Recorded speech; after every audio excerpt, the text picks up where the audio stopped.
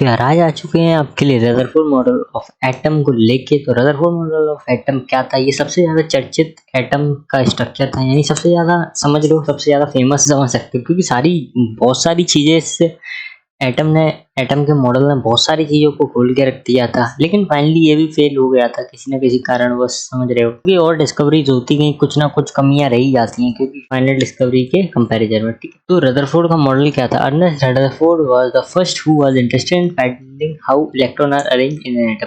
तो Ernest Rutherford थे, ये इनका पूरा नाम है, ठीक है, रदरफोर्ड का। तो ये पहले साइंटिस्ट थे जो कि इलेक्ट्रॉन की जो अरेंजमेंट होती है एटम के अंदर, उसके बारे में जानने में इंटरेस्टेड थे। ठीक है, तो फिर इन्होंने इलेक्ट्रॉन की अरेंजमेंट को जानने के लिए एक एक्सपेरिमेंट तैयार किया। तो इन्होंने एक एक्सपेरिमेंट डिजाइन किया और उसमें इन्होंने फास्ट मूविंग अल्फा पार्टिकल को एक बहुत ही ज्यादा थिन, समझ रहे हो तुम, गोल्ड फॉइल के ऊपर पास किया। तो फिर उसका रिजल्ट क्या था, उस एक्सपेरिमेंट की चीजें क्या थी, एक्सपेरिमेंट का सेटअप क्या था, ये सब चीजों के बारे में बात करते हैं अब। तो ठीक है, तो अल्फा पार्टिकल क्या था बेसिकली, तुम्हें अभी समझ में नहीं आ रहा होगा, अभी बता ही देता हूँ, नीचे लिखा है। ठीक है, तो फिर हाँ, पहले क्वेश्चन आता है यहाँ से कि इन्होंने बाकी सारे एलिमेंट की फॉइल क्यों नहीं ली। फॉइल का मतलब होता है पतली सी चादर, ठीक है, फॉइल का मतलब पतली सी चादर, ठीक है, ठोक ठोक के पतला कर लेते हैं। ठीक है, तो इन्होंने यहाँ पे गोल्ड की फॉइल क्यों यूज की, बाकी सारे एलिमेंट्स की क्यों नहीं की, इतने सारे एलिमेंट्स है दुनिया भर में। ठीक है, तो गोल्ड की फॉइल इसलिए यूज की क्योंकि मैंने तो बताया था, जब एलिमेंट बताया था कि सबसे ज्यादा मेलिएबल जो मेटल होता है वो गोल्ड होता है। ठीक है, यानी कि गोल्ड सबसे ज्यादा पतला हो सकता है अगर ठोका जाए किसी भारी चीज से। सोने की ईंट है तुम्हारे पास, उसमें तुम हथौड़ा मारोगे, मारते जाओगे, वो इतनी ज्यादा पतली हो जाएगी कि तुम आंखों से देख नहीं सकोगे, मतलब पतली तरफ से देखोगे तो, यानी सबसे ज्यादा मेलिएबल होती है। मेलिएबल प्रॉपर्टी क्या होती है, अगर ठोकोगे तो चद्दर में कन्वर्ट हो जाएगी। तो फिर ये मॉडल क्या कहता है, रेडियम एंड और polonium was used as the source of alpha particle. तो अल्फा पार्टिकल क्या था बेसिकली, अल्फा पार्टिकल कुछ नहीं था, रेडियम और पोलोनियम नाम के जो एलिमेंट होते हैं उन्हीं को अल्फा पार्टिकल के नाम पे यूज किया गया था। ठीक है, इन्हीं को गोल्ड फॉइल पे फास्ट मूविंग मतलब पास किया गया था, रेडियम और पोलोनियम को गोल्ड फॉइल के ऊपर से। तो जो अल्फा पार्टिकल की जो स्पीड होती है वो फास्ट मूविंग लिखा है तो समझ लो बहुत ज्यादा होगी। तो कितनी स्पीड होती है, 1600 किलोमीटर पर सेकंड, यानी कि दिख रही कितनी ज्यादा स्पीड है, strike on this gold foil. ठीक है, 1600 किलोमीटर पर सेकंड की स्पीड से अल्फा पार्टिकल यानी कि रेडियम और पोलोनियम के बीम, ठीक है, अल्फा पार्टिकल गोल्ड फॉइल के ऊपर स्ट्राइक करेंगे थी। To detect the position of alpha particle, ZNS screen was fitted so bright spot is produced when alpha particle strike on ZNS screen. तो alpha particle पता कैसे चलेगा कि अल्फा पार्टिकल गोल्ड फॉइल के ऊपर से पास कर गया। तो फिर इसके लिए ZNS स्क्रीन यानी फ्लोरोसेंट मटेरियल यूज किया गया। यहाँ पे भी जैसे इलेक्ट्रॉन की डिस्कवरी और प्रोटॉन की डिस्कवरी में फ्लोरोसेंट मटेरियल यूज किया गया था।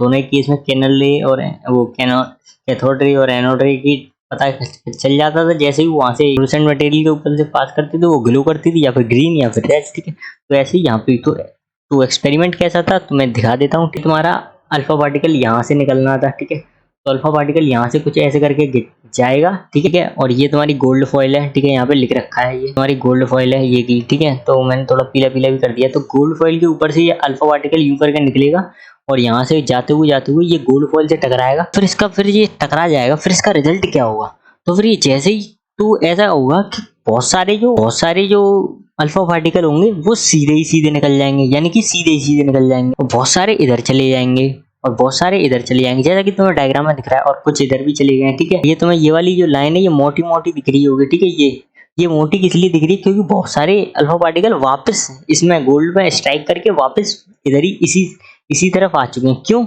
इसके पीछे का रीजन अभी जान लेते हैं। ठीक है, तो बेसिकली ये तुम्हारी एनसीईआरटी का डायग्राम है, तो ये देख लो। तो जितना भी ये तुम्हारा इतना है ना, इतने का हाई जो इतना ये पीले से मैंने कर दिया, इतने का हाईली माइक्रोस्कोप इमेज है ये। ठीक है, तो ये गोल्ड फॉइल है तो इसके अंदर गोल्ड के एटम तो मौजूद होंगे काफी सारे। तो फिर ये देखो यहाँ छोटे छोटे एटम मौजूद है तुम्हें गोल्ड के। ठीक है, ये मैं हाईलाइट करके बता दे रहा हूँ। ठीक है, ये पीले में कर दे रहा हूँ। ठीक है, ये देखो गोल्ड के एटम में बीच में न्यूक्लियस है इनके। ठीक है, तो फिर यही चीज है। फिर देखो क्या हो रहा है, जैसे ये अल्फा पार्टिकल पास कर रहा है तो बहुत सारे केसेस में क्या हो रहा है, अल्फा पार्टिकल सीधे सीधे निकल जा रहा है। जब वो न्यूक्लियस से दूर है तब ऐसा हो रहा है। क्यों, क्योंकि न्यूक्लियस पॉजिटिवली चार्ज होता है, क्योंकि उसमें प्रोटॉन मौजूद होते हैं। ठीक है, और न्यूट्रॉन भी होते हैं, लेकिन न्यूट्रॉन के अंदर कोई भी चार्ज नहीं होता। और अल्फा पार्टिकल नेगेटिवली चार्ज होता है। ठीक है, तुम्हें पता होगा कि अल्फा पार्टिकल होता है वो नेगेटिवली चार्ज होता है। तो जैसे ही अल्फा पार्टिकल इनके मतलब न्यूक्लियस से दूर दूर रहेगा तो सीधा सीधा पास कर जाएगा बिल्कुल। ठीक है, जैसे ही ये न्यूक्लियस के पास आएगा, जैसे कि इस केस में देखो ये न्यूक्लियस के ऊपर आ गया है, तो फिर ये न्यूक्लियस की वजह से इधर डिफ्लेक्ट हो गया, सीधा नहीं निकल पाया। क्यों? क्योंकि ये माइनस चार्ज है अल्फा पार्टिकल और ये बीच में न्यूक्लियस के ऊपर प्लस चार्ज होता है, ठीक है। प्लस माइनस आपस में टकराएंगे तो और वो डिफ्लेक्शन कर जाएगा, ठीक है, पास नहीं होगा, ठीक है, इधर उधर भग जाएगा। तो बहुत सारे केसेस में, इस वाले केस में देखो यूं करके गया है अल्फा पार्टिकल और यूं करके वापस आ गया। तो इस वाले केस में क्या हुआ, ये बिल्कुल बिल्कुल मिड में, बिल्कुल बीचों बीच ऑफ, मतलब बिल्कुल बीचों बीच, न्यूक्लियस के बिल्कुल बीचों बीच में टकराया होगा ये अल्फा पार्टिकल का बीम। क्यों? क्योंकि बीच में पॉजिटिव चार्ज ज्यादा होता है, ठीक है, और यहाँ वाले केस में डिफ्लेक्शन ज्यादा था लेकिन पूरा वापस नहीं आया था घूम के, ठीक है। इसमें ऐसा क्या हो रहा था कि इसमें कम है और इसमें ज्यादा है। क्यों? क्योंकि ये बिल्कुल बीचों बीच में नहीं होगा न्यूक्लियस के, और ये बिल्कुल बीचों बीच में, और बहुत सारे पास हो जा रहे हैं, ठीक है, बहुत सारे तिरछे मिर्चे भी दिख रहे होंगे। तो ऐसा कुछ था तुम्हारा गोल्ड फॉइल का डायग्राम, ठीक है।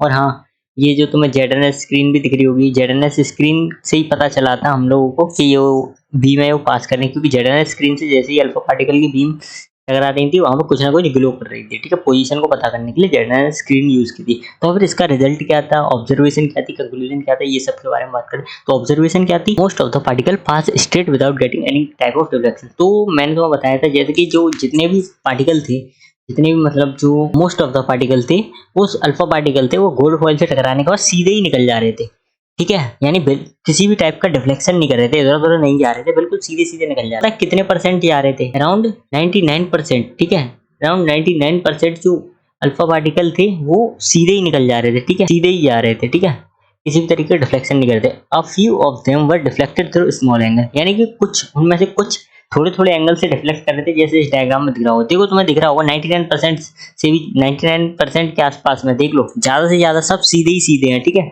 सब सीधे पास कर रहे हैं। देखो ये बिल्कुल सीधा पास कर रहा है, ये भी कर रहा है सीधा पास, ठीक है, और भाई ये भी है, ये भी है, और भी सारे हैं, ठीक है। बहुत ही कम है जो तिरछे मिर्चे हुए हैं, डिफ्लेक्ट किए हैं, बाकी सारे के सारे स्ट्रेट निकल गए, ठीक है। A few of them were deflected through small angle, ये तुम्हें दिखी क्या होगा, काफी कम ही थे जो कि डिफ्लेक्ट हुए थे, थोड़े बहुत इधर उधर। तो ठीक है, तीसरा पॉइंट क्या कहता है, a few of them about 1 of 20,000, यानी 20,000 अल्फा पार्टिकल के बीम में से सिर्फ एक did not pass through the gold foil and cause a very large deflection above 90 degree or even come back in direction from which it comes। ये थोड़ा special case है, मैंने तो बताया था इस वाले डायग्राम में, बट दिखा देता हूँ फिर से। जैसे इस जगह क्या था, इस जगह क्या हो रहा था, एक मिनट हाईलाइटर निकाल। इस जगह क्या हो रहा है कि जो बीम है अल्फा पार्टिकल है वो जा रहा है गोल्ड फॉइल के न्यूक्लियस से टकरा रहा है और वापस आ जा रहा है, ठीक है, जिस डायरेक्शन से जा रहा है उसी डायरेक्शन से आ जा रहा है। क्यों? क्योंकि बहुत ज्यादा अमाउंट में डिफ्लेक्शन हो रहा है, बिल्कुल न्यूक्लियस के सेंटर से टकराया है, क्योंकि अल्फा पार्टिकल नेगेटिवली चार्ज और वो nucleus positively charge, negative positive deflection करेंगे, यानी कि रिपल्सन करेंगे, एक दूसरे से दूर भागेंगे, तो इधर उधर तिरछा मिर्चा भाग गया, तो ये वापस आ गया, बहुत ज्यादा अमाउंट में डिफ्लेक्शन हुआ, तो ये कुछ यूं करके तिरछा होके फिर से वापस इसी डायरेक्शन में आ गया, ठीक है। तो ये था स्पेशल केस। तो ये 20,000 अल्फा पार्टिकल्स में से एक अल्फा पार्टिकल ऐसा कर रहा था, ठीक है, सिर्फ काफी स्पेशल केस था, ठीक है, 180 डिग्री का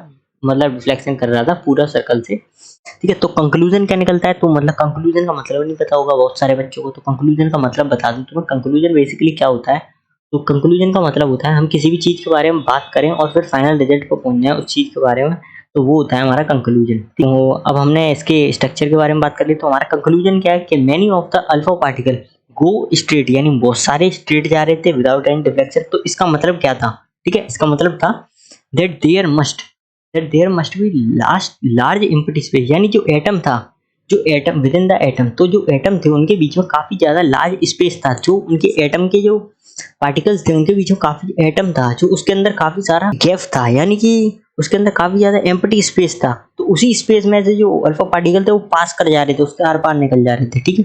ये फ्यू वर, दूसरा पॉइंट क्या कहता है हमारा, few of were deflected through small angle, so the space occupied by positive charge is very small space, यानी कि काफी सारों में से बहुत कम थे वो इधर उधर डिफ्लेक्ट कर रहे थे, यानी कि पॉजिटिव चार्ज के पास जब वो जा रहे थे तभी तो डिफ्लेक्ट कर रहे थे। तो फिर डायग्राम में भी तुमने देखा था कि काफी कम अमाउंट में इधर उधर डिफ्लेक्ट कर रहे थे एज कम्पेयर टू स्ट्रेट जाने के। तो स्ट्रेट जा रहे थे 99%, तो ठीक है, 99% में से सिर्फ 100% में सिर्फ 1% ऐसे थे जो कि इधर उधर डिफ्लेक्ट कर रहे थे, यानी कि जो पॉजिटिव चार्ज है वो बहुत ज़्यादा कम है एटम में, ठीक है। तो एटम में सेंटर में ही होता है पॉजिटिव चार्ज बेसिकली, ठीक है, जब न्यूक्लियस में, ठीक है, प्रोटॉन वगैरह होते हैं वहाँ पे, ठीक है।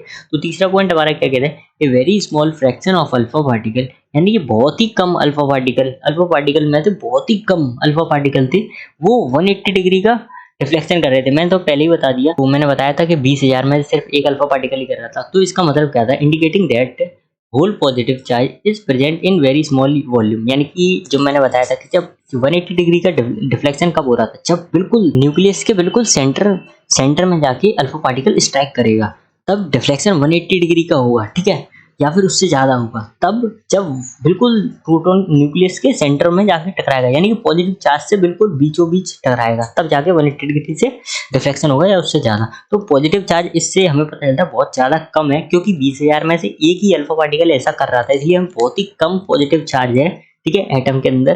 तो रिजल्ट इसका क्या था, there is positively charge centre in atom called nucleus. तो हमें फाइनली इसका रिजल्ट क्या था, जो स्ट्रक्चर था उसका फाइनल रिजल्ट क्या था, तो ये है उसका रिजल्ट, ठीक है। ठीक है, तो इसका रिजल्ट था कि जो एटम होता है उसके बीचों बीच में एक पॉजिटिव चार्ज सेंटर होता है, ठीक है, पॉजिटिवली चार्ज सेंटर होता है, उसको हम न्यूक्लियस कहते हैं, ठीक है, तुम्हें पता ही चल गया होगा। Nearly all the mass was resides in the nucleus. जो एटम का मास होता है पूरा का पूरा न्यूक्लियस पे डिपेंड करता है।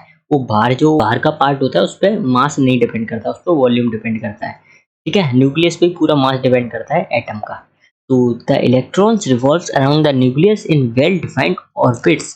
यानी कि जो इलेक्ट्रॉन होते हैं वो न्यूक्लियस की वेल डिफाइंड ऑर्बिट्स में, यानी न्यूक्लियस के बाहर कुछ रिंग जैसी होती हैं कुछ, कि ये न्यूक्लियस है, तो इसके बाहर में कुछ ऐसे गोले गोले होते हैं, बहुत सारे ऐसे 4-5-5-6 गोले होते हैं, 5-6 नहीं, बहुत ज्यादा हो सकते हैं, ठीक है, जितने ज्यादा इलेक्ट्रॉन मौजूद होंगे उस हिसाब से होते हैं। तो इन्हीं रिंग में ये इलेक्ट्रॉन होते हैं, इन्हीं रिंग में घूमते हैं और कहीं पे नहीं घूमते, ठीक है। तो द साइज, तीसरा पॉइंट क्या कहता है, the size of nucleus is about 1/1 of the size of atom. तो जो न्यूक्लियस का साइज होता है 1,00,000, अगर एक एटम के 1,00,000 टुकड़े कर दोगे, अगर तुम एक एटम जो कि हमें दिख ही नहीं रहा है उसके भी 1,00,000 टुकड़े कर दोगे, तब जाके तुम्हें एक न्यूक्लियस एटम के न्यूक्लियस के साइज जितना बड़ा तोड़ पाओगे, ठीक है।